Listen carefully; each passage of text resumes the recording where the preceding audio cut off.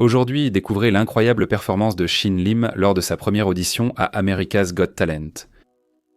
Faisons un rapide retour en arrière sur ce qui s'est passé pendant la performance. Shin Lim a demandé à l'animatrice de l'émission, Tyra Banks, de choisir une carte parmi celles étalées. Elle a pris la dame de pique et y a inscrit son nom au marqueur. Ensuite, Shin a remis la carte dans le paquet et l'a fait apparaître magiquement sur le dessus. Il a ensuite pris la carte de la dame de pique, l'a fait tourner autour du côté gauche de sa poitrine, a soufflé dessus, et là, ça est devenue complètement blanche. Contre toute attente, la dame de pique s'est retrouvée tatouée sur sa poitrine. Il a brièvement couvert sa bouche avec ses deux mains, et la carte est réapparue entre ses dents. Shin a remis la carte, passé la main au-dessus, et toutes sont devenues rouges, sauf la dame de pique signée. Le magicien remet la carte à Tyra et lui demande de la cacher dans ses mains. Il transforme la carte blanche en dame de pique d'un geste, et la carte de Tyra devient blanche. Shin pose alors ses deux cartes sur la table. Il étale ensuite le paquet de cartes sur la table, formant une grande flèche pointant vers l'enveloppe rouge posée sur la table. Les deux cartes sur la table sont aussi devenues vierges. Il ouvre l'enveloppe rouge et découvre la dame de pique avec le nom de Tyra. Shin prend la carte, la remet dans le paquet, puis rend tout le paquet transparent sauf la dame de pique. Il tend la carte à Tyra et lui demande de la replacer dans le paquet. Ensuite, il lui demande de placer sa main au-dessus du paquet et de la fumée commence à s'élever sous le paquet. Shin lui demande de lever la main et le paquet devient un bloc de plastique avec la dame de pique nommée Tyra à l'intérieur. Il prend le paquet à Tyra, le met dans la boîte puis l'écrase sous sa main pour faire disparaître le paquet. Il a déchiré l'étui à cartes, concluant la performance. Je vais maintenant analyser la performance et expliquer un à un chaque tour que Shin Lim a réalisé. Shin Lim commence par étaler un paquet de cartes devant Tyra et lui demande d'en choisir une au hasard. Elle a librement choisi la dame de pique. Shin lui demande de signer la carte choisie. Remarquez que le jeu que Shin étale sur la table n'a jamais été montré au public pour prouver que toutes les cartes étaient différentes. C'est parce que toutes les cartes étaient en la dame de pique. Il a forcé Tyra Banks à choisir la dame de pique car il l'avait tatouée sur la poitrine. Shin Lim avait ce tatouage avant sa première apparition à America's Got Talent. Sur la chaîne de Shin Lim, une vidéo du 21 octobre 2017 montre sa performance pour Jason Derulo. Pendant sa performance, il a fait disparaître la carte choisie par Jason, qui s'est avérée être la dame de pique de la carte et l'a fait apparaître directement sur sa poitrine. Lorsque nous voyons la première apparition de Shin Lim à America's Got Talent, nous constatons que Shin Lim est apparu pour la première fois dans America's Got Talent en 2018. Forcer la dame de pique à Tyra a servi 3 objectifs. Le premier objectif était de la faire apparaître sur sa poitrine. Les 2 suivants seront expliqués plus tard. Le paquet composé uniquement de dames de pique a été échangé immédiatement au moment où Tyra montrait sa carte choisie à la caméra. Il a égalisé puis échangé rapidement le paquet. Les producteurs ont choisi de ne pas montrer Shin Lim faisant cet échange. L'échange s'est fait à l'aide d'un savant, un sac suspendu derrière la table du magicien. Le savant contenait au total 3 paquets de cartes en plus du paquet, de la dame de pique. La carte signée, placée au centre du paquet face visible, est remontée au sommet après un geste de la main. Shin a utilisé un accessoire spécialement conçu pour cette illusion. Ce premier paquet truqué était préparé de telle sorte que la première carte était la carte truquée à rabat, la deuxième était la dame de pique signée, en dessous se trouvait une carte bicycle bleue normale face cachée, et la 4e carte était une carte blanche face visible. Le paquet ne contenait que des dos rouges. Découvrons le but et le fonctionnement de la carte truquée à rabat. Cette carte a un pli central, comme toutes les cartes à rabat. Mais cette carte à rabat n'est pas une carte à rabat ordinaire.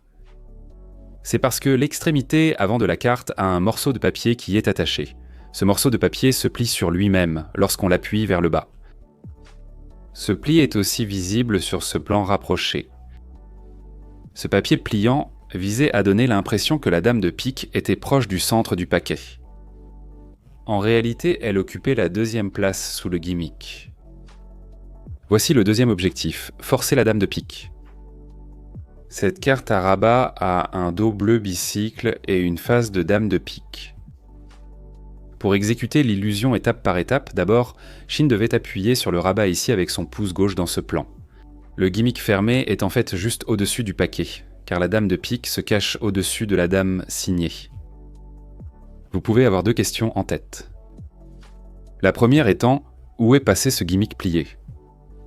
Quand Shin ramasse la carte signée, le gimmick est introuvable. Deuxième question, comment Shin Lim a-t-il remis la carte blanche sous la dame de pique ? Première question, le gimmick à rabat fermé a discrètement été laissé derrière la table dans le servante. À ce moment, Shin a rapproché le paquet du bord de la table et l'a légèrement incliné en arrière. Le gimmick fermé est tombé dans la servante en faisant cela. Abordons la deuxième question. Comment Shin a-t-il remis la carte blanche sous la dame de pique à partir de la carte face cachée au dos bleu ? Shin a fait un second mouvement en laissant tomber le gimmick à rabat fermé, également coupé par les producteurs. Ce deuxième mouvement peut être aperçu à la toute dernière seconde avant d'être coupé. Ce mouvement s'appelle le second deal. Un second deal consiste à tirer la carte en deuxième position du dessus. Shin Lim a tiré la deuxième carte du dessus, retirant celle entre la dame de pique et la carte blanche visible, puis l'a remise sous la carte noire en haut du paquet. La raison pour laquelle il y avait une carte entre la dame de pique et la carte blanche face visible était de s'assurer que la carte blanche ne soit pas révélée à ce moment-là, lorsque Shin place la dame signée dans le paquet. Revenons à l'explication. Pour le tour suivant, Shin Lim a agité la dame sur sa poitrine et l'a fait disparaître. Pour créer cette illusion, Shin Lim a pris la dame de pique et la carte blanche en même temps, comme on le voit ici. Vous pouvez voir ses doigts entrer dans sa chemise pour attraper la dame signée. Après avoir révélé la carte blanche et le tatouage, ils apposaient la dame de pique sur sa poitrine pour prouver qu'ils n'avaient rien en main. Shin Lim a sorti la carte de la dame de pique de sa chemise et, dissimulant son geste, l'a portée à sa bouche. Après avoir sorti la carte de sa bouche, il l'a replacée dans le paquet et, en agitant la main, il a transformé toutes les cartes en rouge, sauf la dame de pique signée. Il a rassemblé le paquet et l'a aussitôt transformé en bleu. Les habitués de ma chaîne comprendraient facilement ce tour. Mais il y a quelque chose d'assez étrange au moment où Shin semble placer la dame dans le paquet.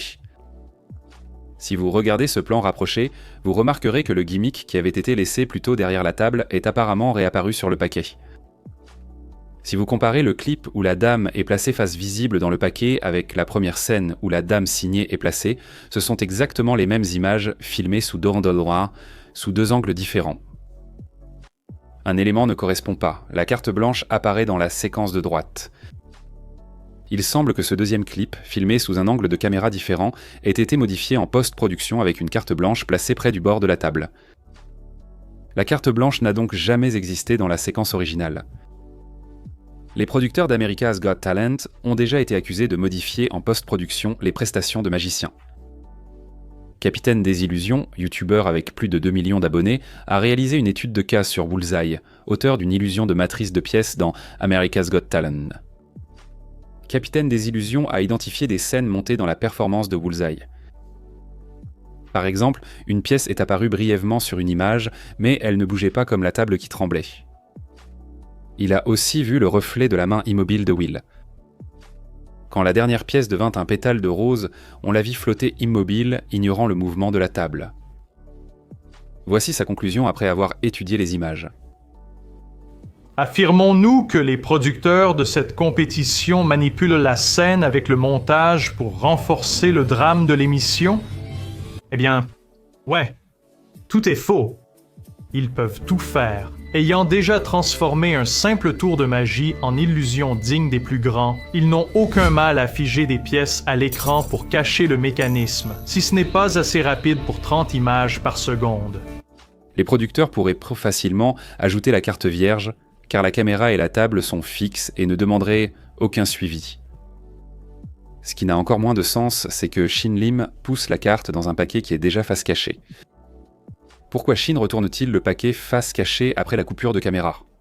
Ce qui s'est réellement passé, c'est que Shin Lim a placé la carte signée face visible dans un paquet qui était également face visible. Après avoir placé la carte dans le paquet, il a retourné le paquet. La séquence a débuté quand il a retourné le paquet face cachée.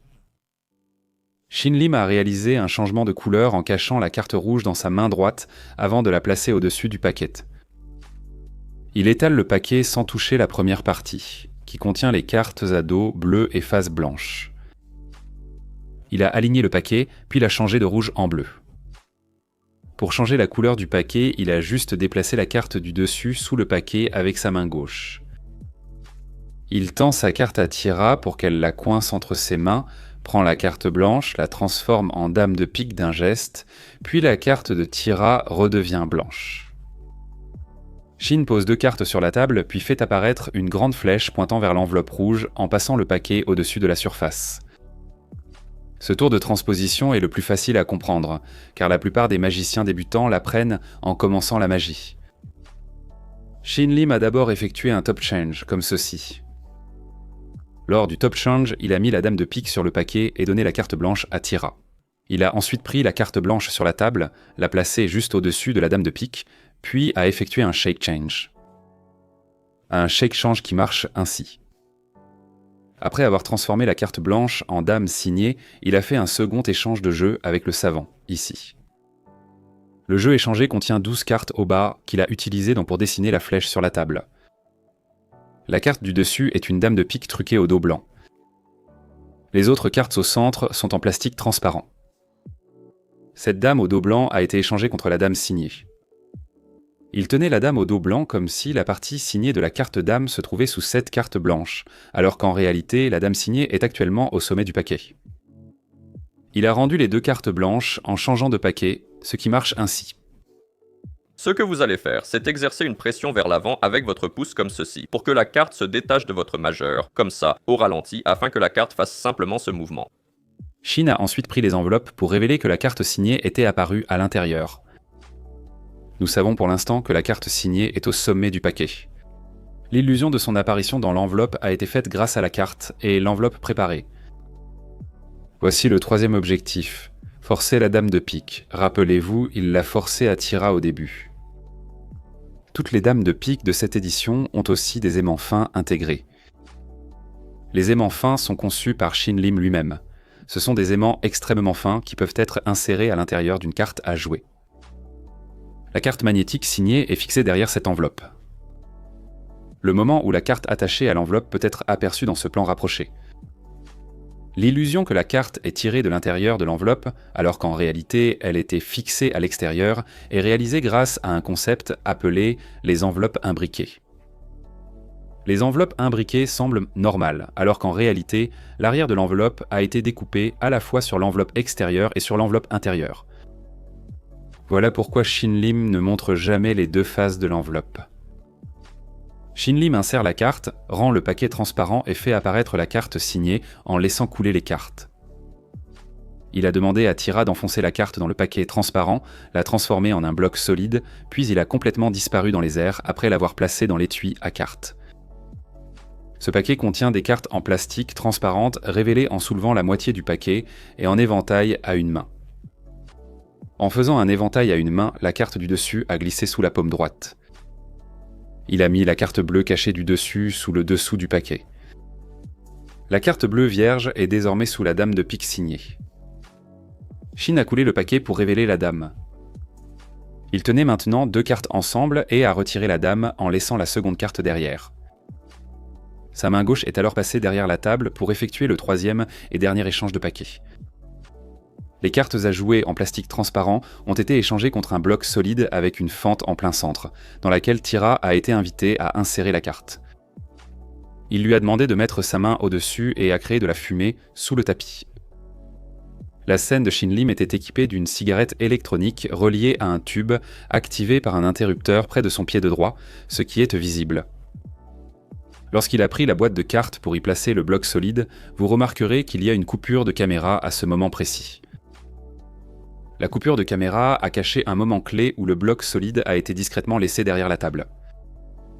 Bien que les images de America's Got Talent aient été coupées, il avait déjà utilisé cette technique pour faire disparaître des cartes lors de la première apparition de Shin Lim dans Penn & Teller, Fool Us.